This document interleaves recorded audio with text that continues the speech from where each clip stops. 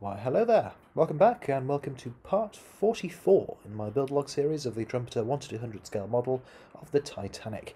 Today I am working on the aft mast, or the main mast, I suppose, and I'm also doing a bit of work fixing the light bleed issues that I showed you in the last video. So, that's the plan for today. Without any further ado, let's crack on. So, here we are, and today's little wee project is the aftermast, or if I'm being correct in my terminology, the mainmast. So this comes in 3 segments, really nicely turned bits of brass. This is almost sort of watchmaking quality turning, really. It's really nice. And all I'm doing is I'm using the standard Flex CA glue, and this boss inserts into this base like this, and apply a wee bit of pressure, and the 2 turned mating surfaces give you the perpendicularity you need for the mast. And you can see that without any real tricky effort, I've got these 2 parts perfectly aligned. So we'll repeat that process with the next section as well. And it's exactly the same process, just add a reasonable amount of glue to the boss and then insert into the lower portion of the mast. I tend to twist it a wee bit just to sort of make sure that the glue is on all the mating surface, and then apply a decent amount of pressure, and the parallel mating surfaces will give us a perfectly perpendicular connection. Perpendicular is not the word, is it? But now you can see that we have a very straight mast. Now, there we are, very easy. So of course the next step on this is to paint it with etch prep, the primer essentially, before painting, and then I will paint it. You can see I've already added this 3D printed insert at the bottom, and what this does is it gives you the correct slant for the mast, which is a very useful little feature, because it means that you don't have to worry too much about getting the 2 masts aligned perfectly. It just sort of does it automatically for you, which is very helpful. Now, a few people have asked me, am I going to do the navigation light on the forward mast? And the answer is yeah, probably. It's tricky. There's lots of different ways of accomplishing this, I think. Some better than others. These masts aren't hollow, so I can't run cabling up the inside, which would be the ideal. So I need to find some other way of getting 2 wires up to the mast. And I've got a couple of ideas how I'm going to do it, but I'm still sort of mulling them over. So for now, I'm going to leave that out, but it will come on in due course. But the aftermast, or the main mast, as you can see, it does have lights, but these are for docking purposes. These would only really be used near shore, so these lights wouldn't be on when the ship was in mid-ocean. So I will put the physical lights on, but I'm not going to put any LEDs in there or anything like that. They're just going to be purely decorative. So on this mast, I don't have to worry about any lighting at all, just the forward mast. So there we are. I'll get the paint primer on the mast, and then we'll get it painted up. So here we are. I've put the main mast, or the aftermast, on. As you can see, I've not yet painted or anything like that. It's still in its brass, without any dark mast colour on. But I couldn't resist, because for the first time you get the whole sort of profile of the ship. You get the whole silhouette of the ship, and it does look very nice. The second mast does rather complete the profile, you know. So I'll take this off and get it primed, and then I'll paint. Now, I just want to talk you through one of the decisions I've made on my masts. You'll notice that on the KA instructions, there's a notice that says E and a notice that says B. And that's the same on the forward mast as well. You can see over here, we've got B and E. And what this refers to is the cleats on the mast. So it's these items here. And similarly, down here, and down here, and also there. So these cleats are where the guy ropes, the rigging for the mast attach. And you've got two options. You can either do the B, which stands for beginner, or you've got E, which stands for expert. Now, if you use the beginner method, you will use this circular piece of photo etch, which has the cleats sticking out on either side. If you go for the expert, you simply have two pieces of photo etch that stick directly onto the mast. Now, I have chosen to use the beginner pieces rather than the expert, and the rationale behind this is because on my mast, but I suspect on most other people's masts as well, I'm going to rely on these cleats to actually hold my rigging in place. And I suspect that a circular piece of photo etch, which is actually wrapped around the metal of the mast, is going to be a lot stronger than I could ever make those independent cleats. Even if I used a reasonable amount of glue, I suspect the beginner method would still be stronger. And of course, what you have to remember is the more glue that you use, the less realistic these things look. So that's why I've gone for the beginner on this, and I just think all round it will give us a better result. The following clips show me adding the docking lights and also the junction box for those.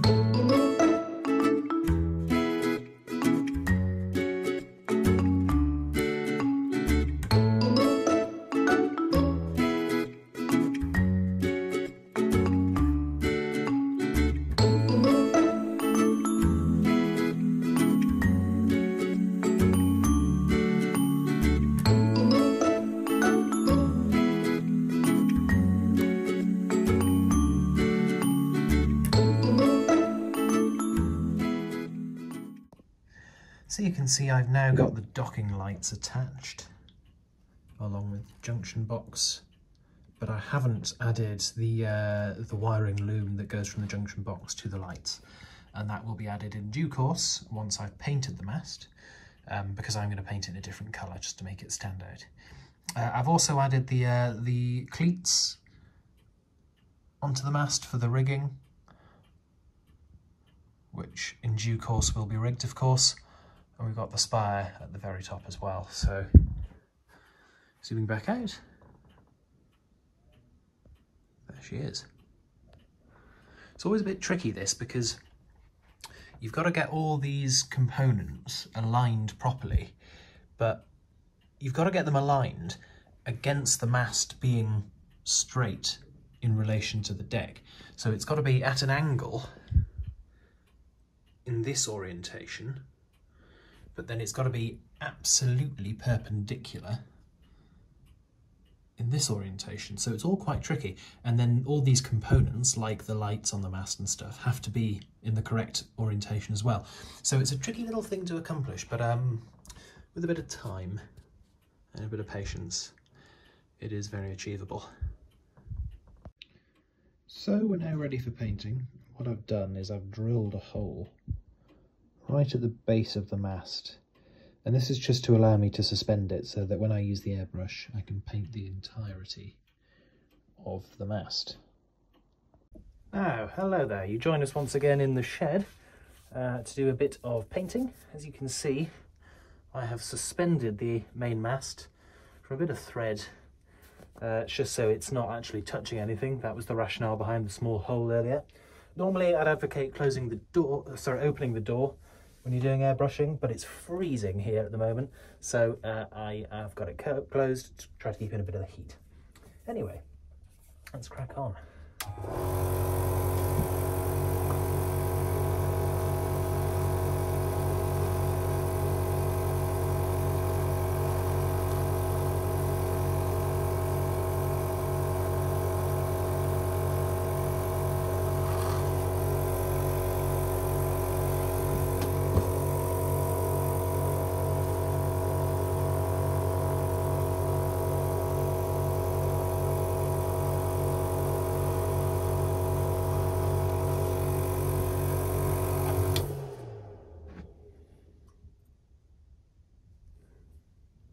So, in an effort to solve some of the light bleed issues that were prevalent in the previous episode, just painting the inside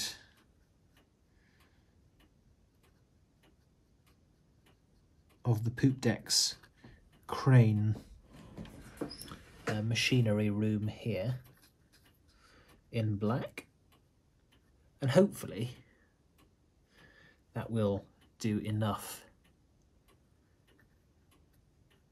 to keep the light bleed at bay.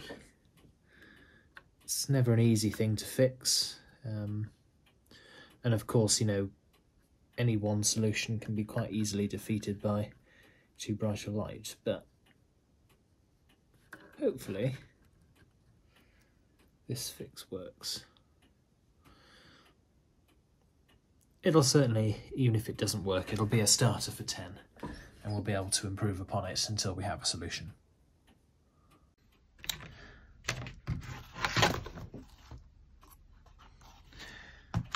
Right, so as with the crane bases on the poop deck, I'm just looking to solve light bleed issues at other points. And this here was an area that was also causing problems. So this is, if you were to flip the deck over, this would be the area where the compass platform stairs came down onto. And this too had light bleed issues. You could just see through it. It wasn't really so bad in daylight, but when you had the lights on at night, so when the lights were at their fullest, it was perhaps a little bit obvious that light was shining through, which, you know, was probably to be expected because there was no paint on this side. And on the other side there was only white paint, so there wasn't really anything to stop it. Anyway, hopefully now a fairly hearty coat of black paint will prevent any light bleed. So, along with the crane bases on the poop deck, I'll let those dry, and then I'll do a bit of a test to see if the light is still bleeding through.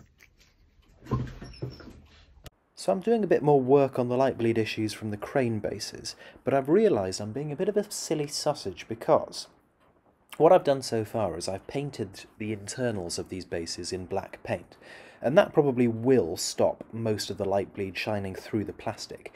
But the problem is I am also getting light bleed coming underneath these crane bases, and painting them black is not going to do anything about that. So what I really should be doing is trying to stop the light at source before it diffuses outwards. So what I'm going to do now instead is use some of that putty just to sort of entirely cover the LED. And what that'll do is it'll stop the light at source before it has a chance to diffuse outwards. One of the viewers, Viswanathan, suggested using black fabric paint, and I think in future that is exactly what I will use for this kind of situation, because it's going to be a lot better and a lot more sort of versatile than the putty. But unfortunately I'd already done this by the time I read his comment, so for now I'll be using putty, but in the future fabric paint is probably the way to go. So now, as you can see, there's just a nice blob of putty surrounding that LED, and that should prevent any light bleed. Now, as you'll see, I have actually done the putty work covering the LED. But what we haven't done yet is this hole where the wires come up through the decks. And of course, the hull lighting will shine up through there.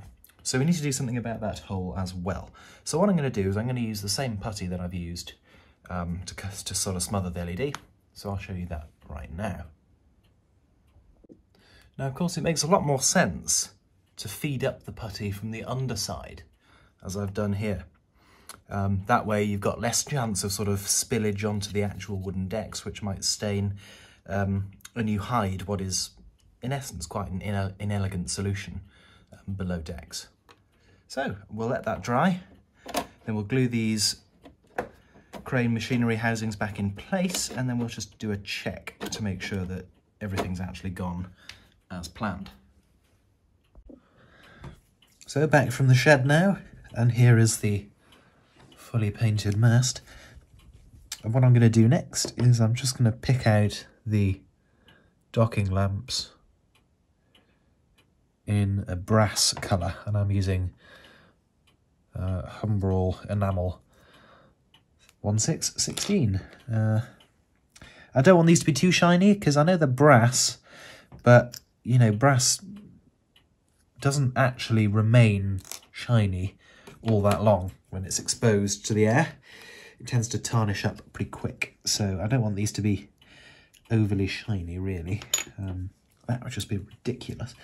On a sadder note, I suspect that might have been the last great service that my trusty airbrush ever does, because it's my birthday this Thursday, and I'm thinking about buying myself a new airbrush, because whilst that one has been fine for many years,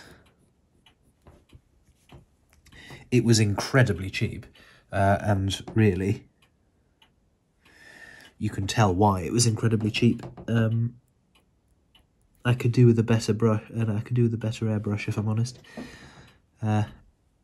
So that may well be the last thing it's done. It's been alright up to now, and it's given decent enough results, but it wasn't very expensive. So what I'm doing here is I'm just picking out these docking lamps in brass.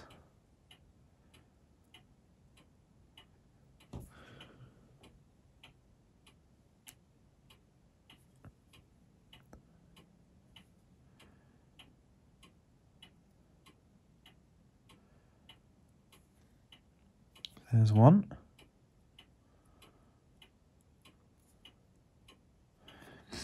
Now we'll move on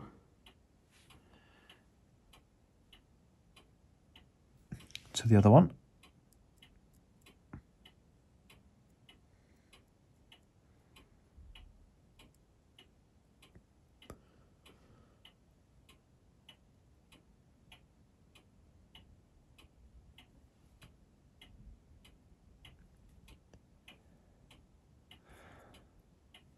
There we are. So now it only remains to put the wiring looms that come out from this junction box and loop to each of the lamps.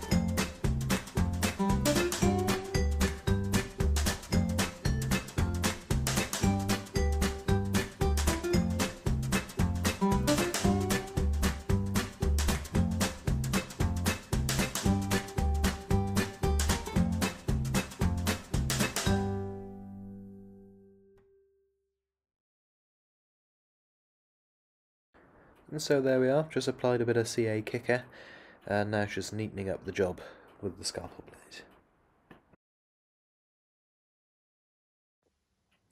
Right, there's the aftermast in place.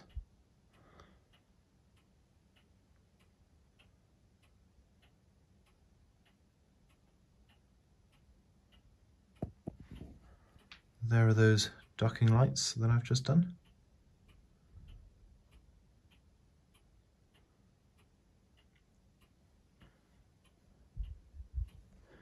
And there's the very base.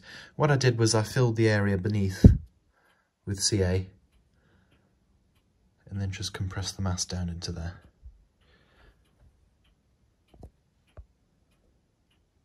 And it looks very nice.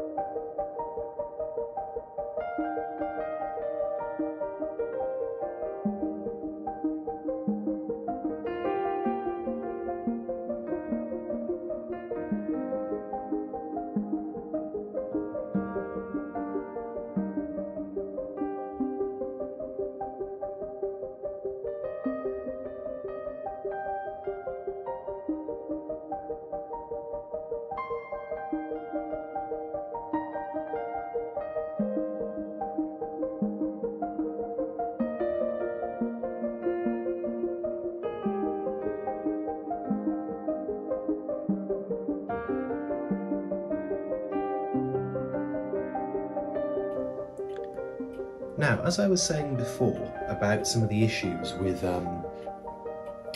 getting these masts sorted properly and getting all the paraphernalia on the masts aligned properly, it can be quite challenging, especially when the mast isn't on the ship. So what I've decided to do with this main service ladder that runs right from the base all the way up to the docking lamps is I decided to attach it after the mast was already installed, because that sort of took a lot of the decision making out of the process. You know, I was able just to know that all I needed to do to get this ladder correct is put it in what is essentially a straight position once the mast is already in situ. So that's what I needed to do now. So I've stuck the mast down with a bit of blue tack.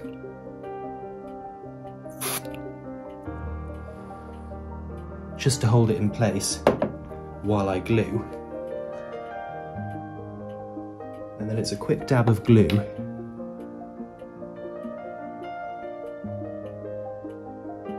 onto each of the legs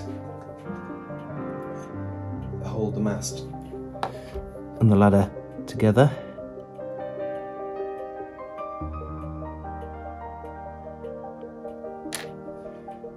And that really is about it.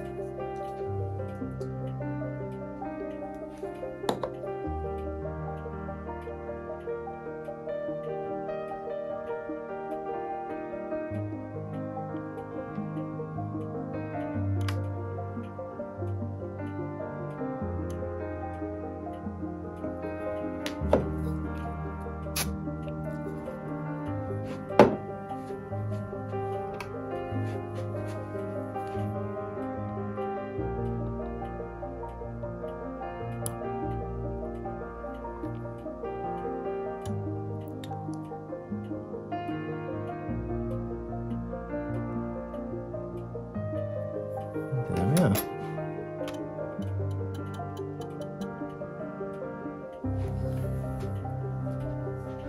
There we are. And so, just having a look at the light bleed issues, you see that actually now our light bleed issues have been absolutely resolved. There was a bit of shine through coming up here, where the compass platform just about goes on to. That is solved. And if we move further aft, once again, we can see that now there's no light at all leaking out through the base of the cranes. And similarly, the lights are still on and still generating a nice glow. And that's the same on both sides. Equally, we can look at the afterbridge, and the light bleed issues there have also been fixed. What I did there was I ran a scalpel just under the affected areas of Scaledecks and slipped a bit of kitchen foil under there. Thank you for the few people who suggested that. It's a good fix. Kitchen foil is, well, you know, it's nice and thin, but absolutely stops all light. So that's a really good little tip. So those are the light bleed issues now pretty much sorted out. Obviously, there's still a few little issues here. You know, you can see the gap between the side of the ship and the deck. And that's something I'm going to have to look at again. Thing is, it's a moving picture. Because I'm taking these decks in and out, every time they go back in, they seat a little bit differently to last time. So this is something I am just going to have to keep sort of working on as I go. I'm coming to the conclusion that what might be best is simply to put a sort of false sheet underneath this so that you just don't get any light at all. But that's a problem for a future video. And here's the main mast in all its glory. It does look so nice, I have to say. Here we are right at the top and going down.